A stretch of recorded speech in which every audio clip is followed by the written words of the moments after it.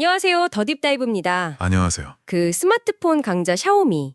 여기 요즘 자체 칩 개발에 다시 뛰어들었다는 소식. 이거 꽤 흥미롭지 않나요? 네, 맞아요. 몇 년 만에 다시 도전하는 거라서 다들 주목하고 있죠. 그래서 오늘 저희가 한번 깊게 파볼 주제가 바로 이겁니다. 샤오미의 새로운 스마트폰 두뇌, 그러니까 AP죠. XYZ 01 칩셋. 네, 시안제 51이라고도 하고요. 맞아요.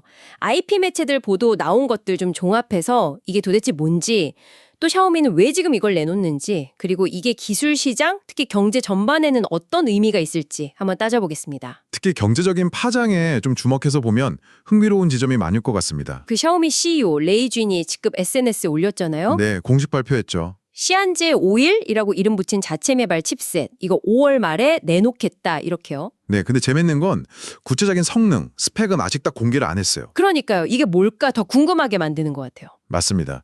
사실 샤오미가 2017년에 펑파이 S1이라고 한번 내놨다가 좀 잘 안 됐었잖아요. 아, 그때 기억나네요. 네. 이번 XYZ 01은 거의 7년 가까이 준비한 결과물이거든요. 그래서 이게 애플, 삼성, 그리고 화웨이 다음으로 자체 AP를 설계하고 또 상용화까지 하는 네 번째 스마트폰 브랜드가 된다.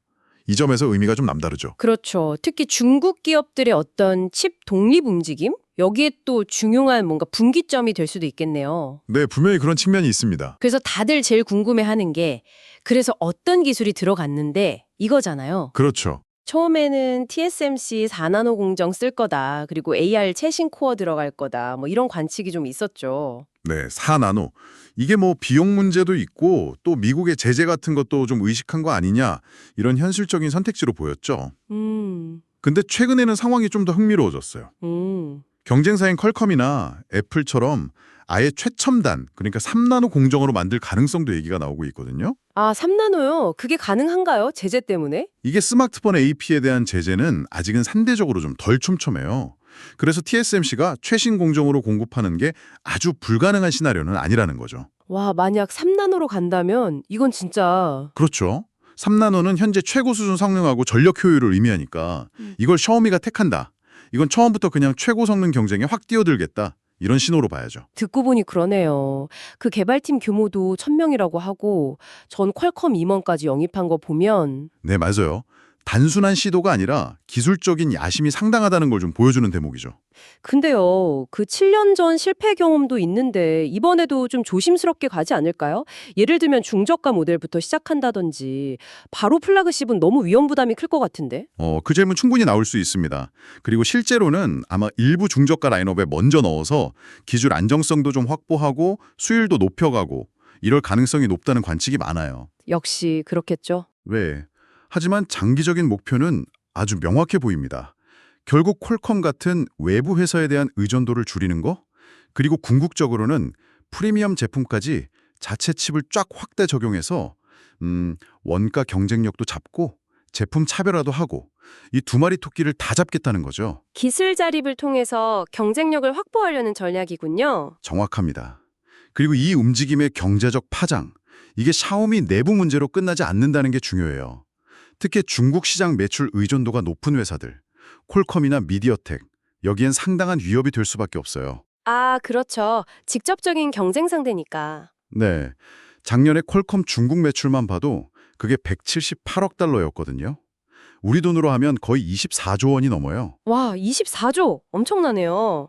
그러니까 샤오미가 자체 칩 비중을 늘린다는 건 단순한 점유율 싸움을 넘어서 퀄컴의 핵심 수익원 중 하나인 이 중국 시장 자체를 흔들 수 있는 좀 지정학적인 변수가 될 수도 있다는 겁니다. 잠시만요. 퀄컴이랑 미디어텍 타격은 알겠는데 그럼 삼성전자, 우리 삼성전자한테는 구체적으로 어떤 영향이 있을까요?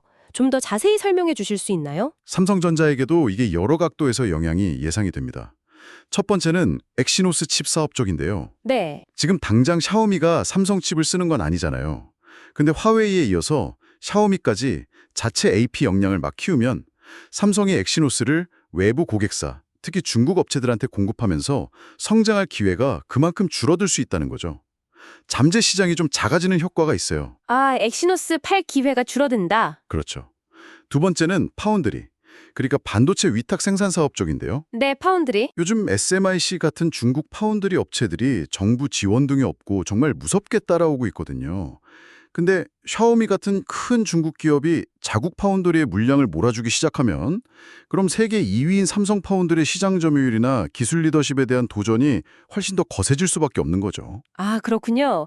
이게 칩 자체뿐만 아니라 생산 쪽에도 영향이 크네요. 네, 연결돼 있습니다. 그럼 한번 정리해 보겠습니다.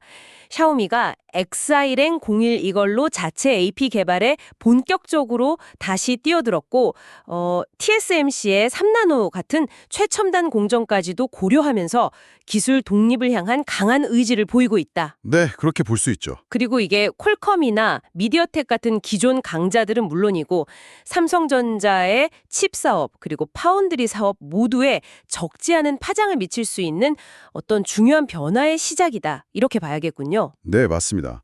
그리고 이건 샤오미만의 이야기가 아니라 다른 빅테크 기업들도 점점 자체 칩 개발에 힘을 쏟는 이제 거스를 수 없는 큰 흐름이거든요. 그렇죠. 그래서 이런 흐름이 과연 앞으로 글로벌 기술 공급망을 어떻게 재편할지, 또 기술 생태계에서 동양과 서양 간의 분리를 더 심화시키진 않을지, 그리고 이런 격변 속에서 우리가 말하는 진정한 기술 자립이란 앞으로 어떤 의미를 갖게 될지 이런 질문들을 한번 스스로에게 던져보시는 것도 흥미로운 시간이 될 것 같습니다. 네, 정말 생각해 볼 거리가 많은 주제인 것 같습니다.